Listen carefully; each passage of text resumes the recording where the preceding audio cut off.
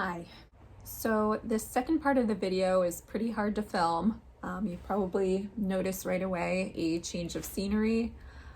Since the beginning of the reading rush, I started out at my old apartment and then I ended up moving, and that is why you haven't seen me in a while, among other things, but I already touched on those on my Instagram account, and I don't want to do so here. This is hard enough to film as it is, so I have wine to get me through this. First, I guess let's talk about the reading rush. I went into the reading rush full swing. You guys saw me, my 4 books that I chose. If you didn't see that video, I'll have that linked up here.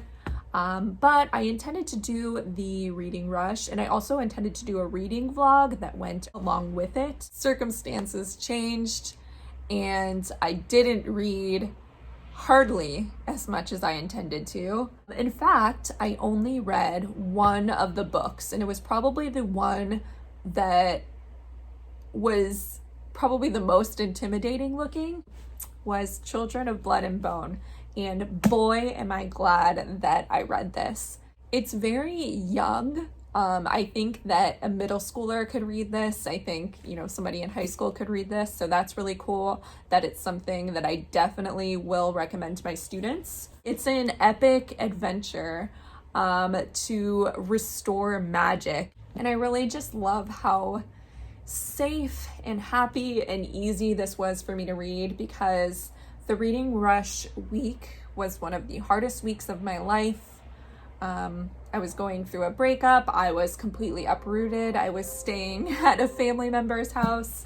So naturally, my brain was just going crazy. And not only that, but I really didn't have time to read. I was like buying furniture and looking for apartments. So this was my saving grace though. This was my escape. I will always feel very sentimental about this book now, because it just made it so much easier and better and helped put my mind at ease, at rest when I was going through a really stressful time in my life. So I highly recommend this book to everybody. And I also found out that Disney bought the rights to Children of Blood and Bone, and I can just totally see this as a Disney movie. And that's what I was thinking when I read it. I was like, if Disney does not pick this up, then I have no faith in the world anymore. And Disney picked it up, so we're good.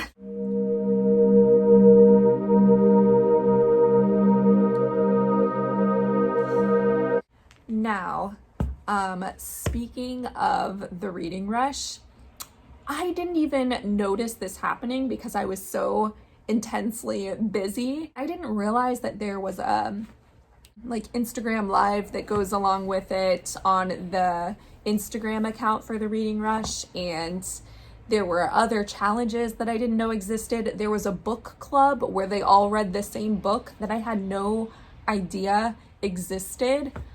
So my one criticism, one of my criticisms is that I think they need to be more transparent about everything going on, at least in the YouTube video when they're explaining it, because I had no idea there were all of these other things. And even on the Instagram, they posted a picture of the book that they were all going to read, which was Such a Fun Age by Kylie Reid, but they didn't really even say that that was the intent of it. I thought they were just posting a picture of a book. Furthermore, I stumbled upon a few YouTube videos. The one that I have in mind is by a YouTuber named Myanna. She touches on a lot of problematic things that occurred during this reading rush. They picked Such a Fun Age by Kylie Reid, for example, and during the live of them reading this together, they laughed about not even finishing it or something like that, and it just didn't sit right with Myanna, doesn't sit right with me. I'll link Myanna's video down below because she's seen all of this, and I really wasn't. like a witness to any of this. But her video really stood out to me. So I definitely think you guys should check out Myanna's perspective of the reading rush. I will leave that linked in my description if you want to know kind of the problematic issues that occurred. God, there's so much to talk about. Okay, let me get another sip of wine.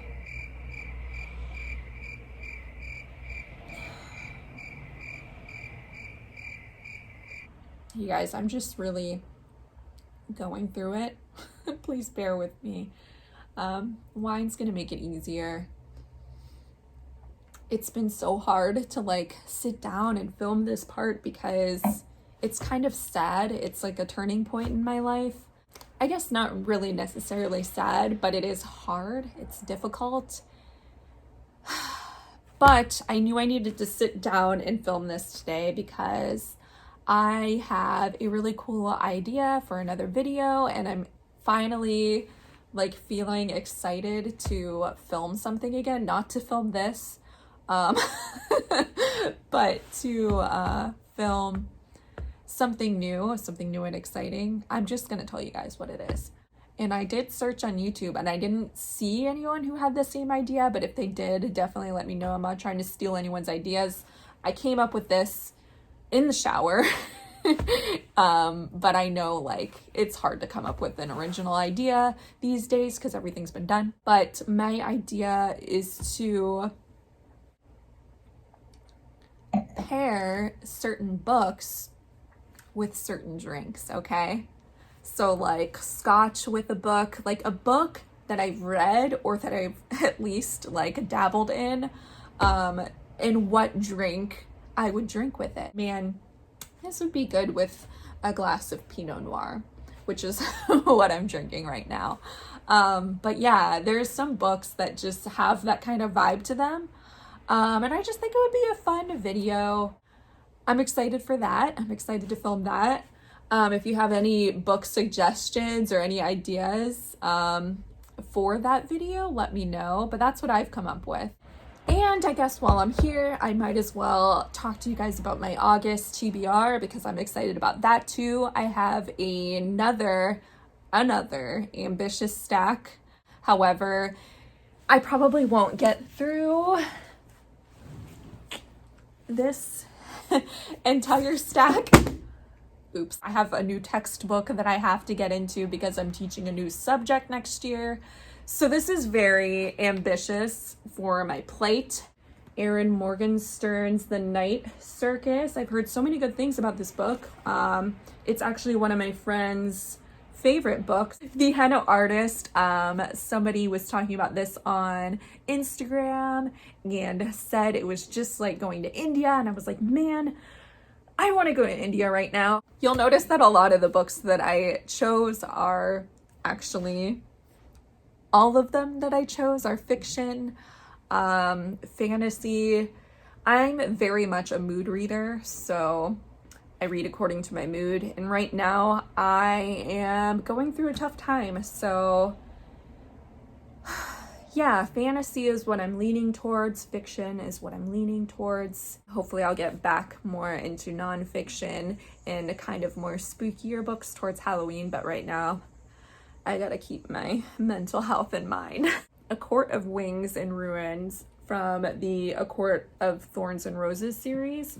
My cousin recommended the series to me and I've been enjoying it kind of the same way that I enjoyed Twilight when that came out when I was in high school. So yeah, it's pretty similar actually. I texted her when I was like over halfway through the first book. I'm like, did you just make me read Twilight again? But it's different. And I got that it's different. I feel like I'm the only one who said that though. So maybe not. I don't know, but it reminds me of Twilight. So we have this.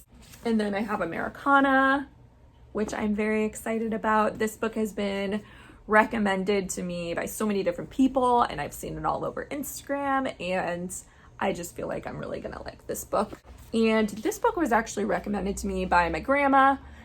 The fun part about this book is that it was also read by my cousin who let my grandma borrow it, who let me borrow it. So it's kind of making its rounds through the family. And I think right now family is what I need most. So to make me feel close to my family, I'm going to read The Giver of Stars by Jojo Moyes. Yeah, that's my plans. I'm just trying to find something to look forward to.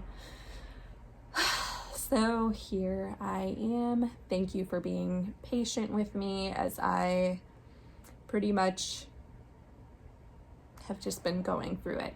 Thank you, seriously. I'm sorry again for taking such a long break, but I hope to get back on schedule at least until the school year, and then maybe do like an every other week type of thing depending how busy it is. I have no idea what's gonna happen. I think that's how a lot of teachers feel right now. All right, let me just get off of here. I don't even know what I'm talking about anymore. Bye. Thank you for watching. Look forward to the future. See you later.